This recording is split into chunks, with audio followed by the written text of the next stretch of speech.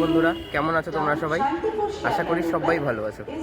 আরও একটি নতুন ভিডিওতে সবাইকে স্বাগত জানাই। টাইটেল থাম্বনেল দেখে তো অলরেডি বুঝে গিয়েছো যে আমি আজকে কোথায় আসতে চলেছি। আমাদের ট্রেন অলরেডি প্ল্যাটফর্মে ঢুকে গেছে। Down Shantipur Sealdah local already 2 নম্বর প্ল্যাটফর্মে ঢুকে গেছে। প্রথমে ট্রেনে উঠে যাই, নাহলে ট্রেন চলে যাবে। তারপর দমদম স্টেশনে নেমে তোমাদের সাথে কথা হচ্ছে। কাঁচরাপাড়া স্টেশন থেকে পরপর নৈহাটি, তারপর শ্যামনগর, ব্যারাকপুর, সোদপুর ক্রস করার পর ট্রেন আমাদের নামালো দমদম জাংশন রেলওয়ে স্টেশন।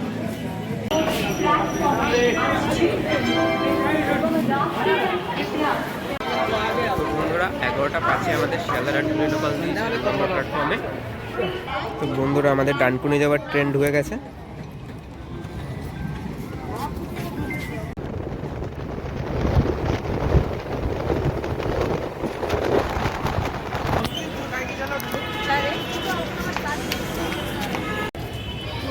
তো বন্ধুরা চলে এসেছে দক্ষিণেশ্বর রেলওয়ে স্টেশন।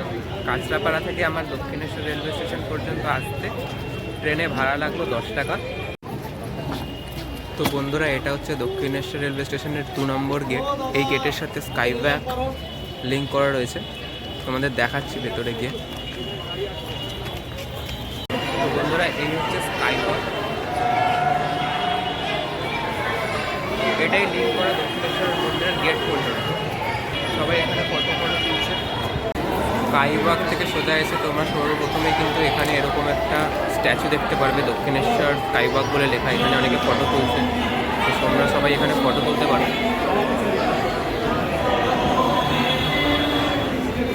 সবাই ফটো তুলছে, এখানে তোমরা চাইলে একটা ফটো তুলে নিতে পারো।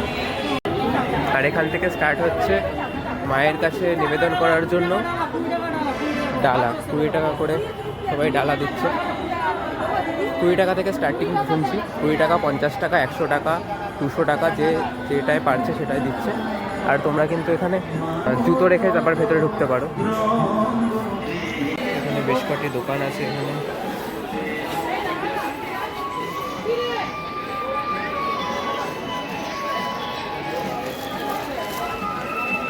কিনতে চাইলে এখান দিয়ে কিনতে পারো।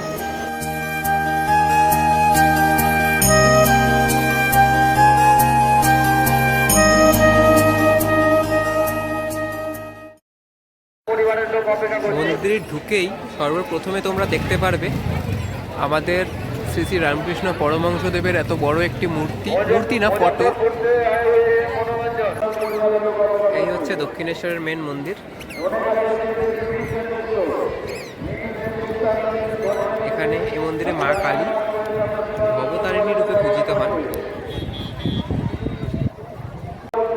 আর বন্ধুরা এখানে ফুড প্লাজা রয়েছে একটি, তোমরা পুজো দেওয়ার পর এখানে খাওয়া দাওয়া করে নিতে পারো।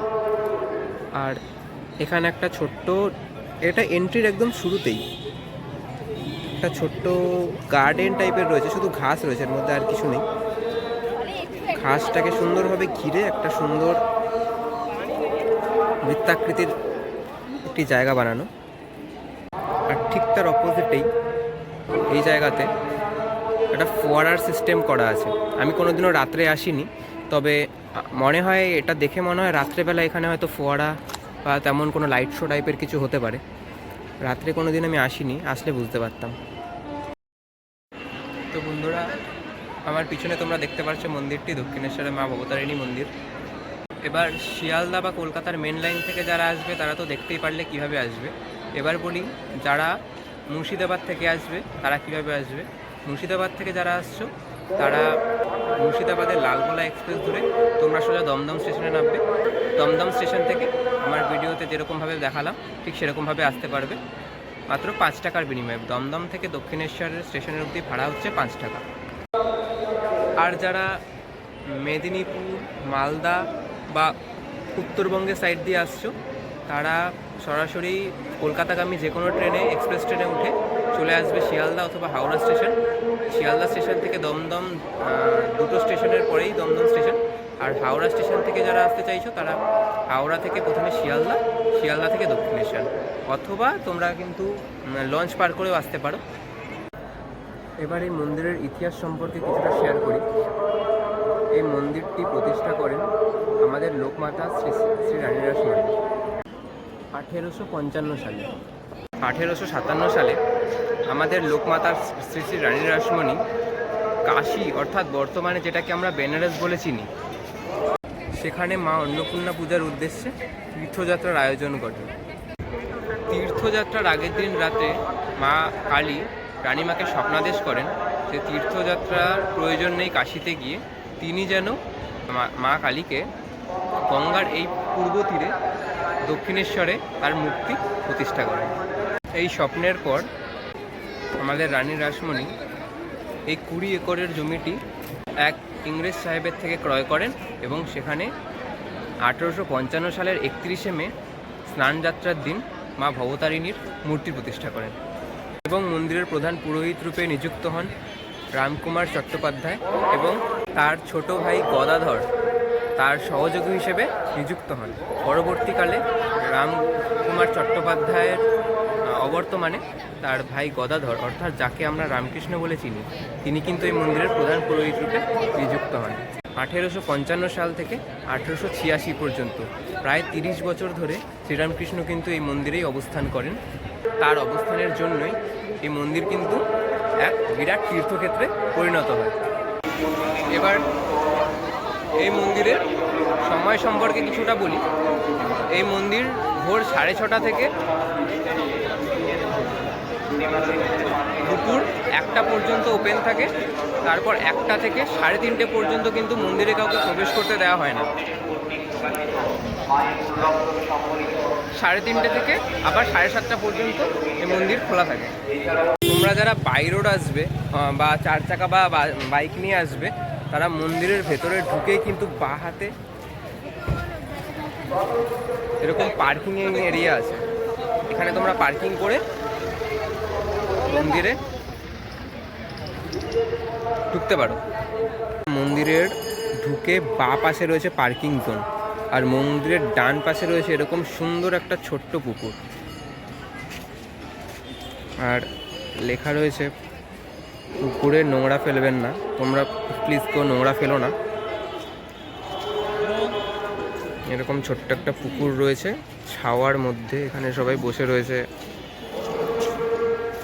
মানে দুটো হাঁস চড়ছে।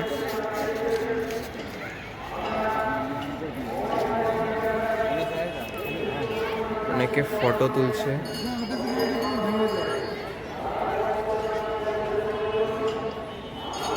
যেহেতু এই মন্দিরটি কলকাতার একটি প্রসিদ্ধ মন্দির, তো এই মন্দিরে কিন্তু আমি বেশ কয়েকবার এসেছি। এর আগে যতবার এসেছি আমি ততবার এখানে পুজো দিয়েছি। আজকে আর পুজো দেবো না, আজকে শুধুমাত্র আমি দর্শন করে চলে আসবো মায়ের। দর্শন করে আসার পর তোমাদেরকে আমি দেখাচ্ছি যে ভেতরে কি দেখলাম কি না দেখলাম। তো বন্ধুরা, এই পিছনে দেখতে পাচ্ছ ছোটো ছোটো রুমগুলো, এটা হচ্ছে গিয়ে মন্দিরের ক্লোক রুম। এখানে তোমরা ফোন, মানি ব্যাগ, মানে চামড়ার কোনো জিনিস নিয়ে কিন্তু ভেতরে ঢুকতে দেয় না। ফোন, মানি ব্যাগ, ব্যাগ, এই জিনিসগুলো কিন্তু এখানে জমা রাখতে হবে কিছু টাকার বিনিময়ে, 2 টাকা, 5 টাকা, 10 টাকা মতো নেয়। তো আমি এখানে জমা রেখে দিব। ফোন নিয়ে ভেতরে কিন্তু ঢুকতে দেয় না, এন্ট্রি নেই। তো আমি বেরিয়ে তোমাদেরকে জানাচ্ছি ভেতরে কী কী দেখো।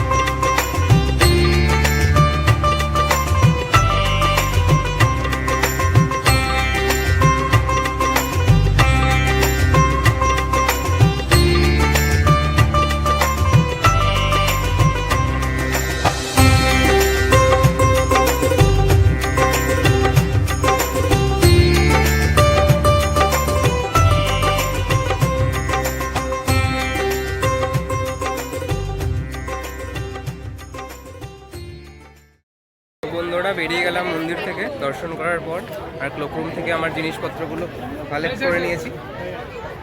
এখন চলে এসেছি গঙ্গার ধারে। আমি একটু পরে বলছি কি কি আমি দেখলাম ভেতরে। গঙ্গার ধারে, গঙ্গার ওই পারেই রয়েছে কিন্তু বেলুড় মঠ। আমি আজকে বেলুড় মঠের প্ল্যান করেই কিন্তু এসেছিলাম, কিন্তু যেহেতু বেলুড় মঠ 11:30টায় বন্ধ হয়ে যায়, 11:31 আসলেও কিন্তু আপনারা বেলুড় মঠে ঢুকতে পারবেন না।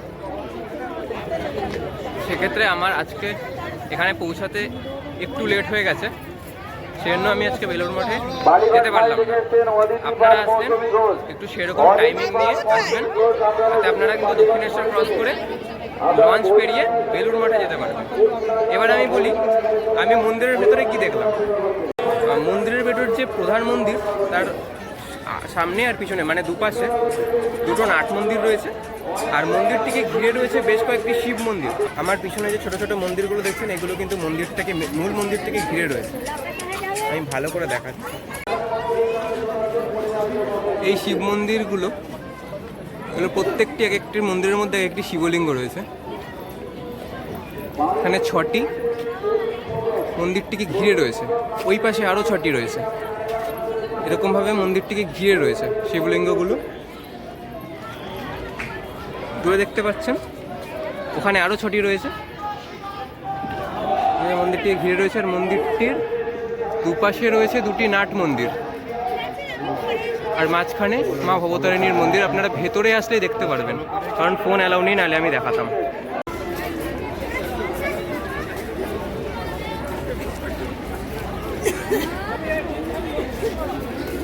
এখানে রয়েছে আমাদের রানীমা অর্থাৎ লোকমাতা রানী রাসমণি দেবীর একটি মূর্তি, যেটা নাকি আমি একটু আগে বললাম 31 মে 1855 খ্রিস্টাব্দে। এখানে আপনারা লেখা দেখতে পাচ্ছেন এই মন্দির কিন্তু প্রতিষ্ঠা হয়েছে। এখানে একটা মূর্তি রয়েছে, গঙ্গা থেকে উঠেই কিন্তু মূর্তিটা আপনারা দেখতে পারবেন। আচ্ছা, মন্দির করিডোরের ভেতরেও কিন্তু এরকম এক একটা ডালা বিক্রি করছে এখানে সবাই। এখান থেকেও তোমরা কিনতে পারো, দুপাশ ধরেই বিক্রি হচ্ছে এখানে। এখান থেকেও তোমরা কিনতে পারো। আর এই পাশে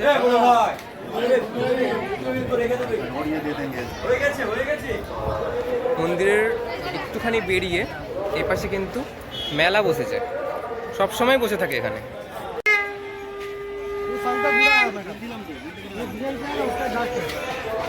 এখানে তোমরা বিভিন্ন মূর্তি পাবে ঠাকুরের।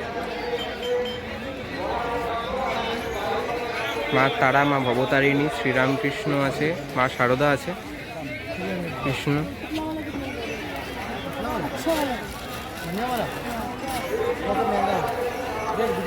এখান থেকে তোমরা কিনতে পারো। তো বন্ধুরা, এই ছিল আজকের ভিডিও। আশা করি আমি এই মন্দির সম্পর্কে কিছুটা হলেও তোমাদেরকে বোঝাতে পেরেছি বা শেয়ার করতে পেরেছি। তো এই মন্দির থেকে আমি এখন চলে যাব। সমস্ত কিছু ঘোরা হয়ে গেছে, তোমাদেরকে দেখানো হয়ে গেছে। তো ভিডিওটি যদি ভালো লেগে থাকে, ভিডিওটিকে প্লিজ একটা লাইক করে দিও। আর চ্যানেলে যারা নতুন তারা প্লিজ চ্যানেলটিকে সাবস্ক্রাইব করে বেল আইকনটা অবশ্যই প্রেস করে দিও, এরকম আরও ট্রাভেল রিলেটেড ভিডিও পাওয়ার জন্য। তো বন্ধুরা, তোমাদের এবার একটা খরচের বিবরণ দিয়ে দিই। আমি বাড়ি থেকে লোকাল ট্রেনে দক্ষিণেশ্বর পর্যন্ত এসেছি, আমার ভাড়া লেগেছে 10 টাকা। তারপর দক্ষিণেশ্বরে এসে আমি যেহেতু আজকে পুজো দিইনি, সেক্ষেত্রে কোনো ডালার খরচ হয়নি। ডালা 20 টাকা থেকে পাওয়া যায়, তোমাদেরকে আমি দেখালাম। তো তোমরা, আমি ধরে নিচ্ছি তোমরা ডালা কিনবে 50 টাকা দামের, 51 টাকা দামে যে ডালাটা ওটা কিনবে, ওইটার খরচ। আর মন্দিরের পাশেই কিছু খাবার জায়গা ছিল, সেখান থেকে আমি সকালের ব্রেকফাস্টটা করেছি, ওখানে আমার খরচ হয়েছে 20 টাকা। 4টে ডালপুরি দিয়েছে 20 টাকা।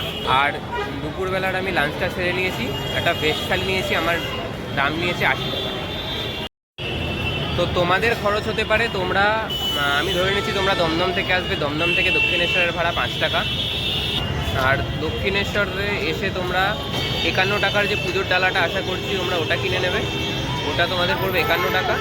আর তোমরাও 20-30 টাকার মধ্যে ব্রেকফাস্ট করে নেবে, তাহলে তোমাদের পড়ছে টোটাল 51 + 30 মানে 81, আর 5 86। তোমরা 86 টাকার মধ্যে কিন্তু পুজো দিয়ে তোমরা কিন্তু দক্ষিণেশ্বর পুরো দর্শন করে নিতে পারবে।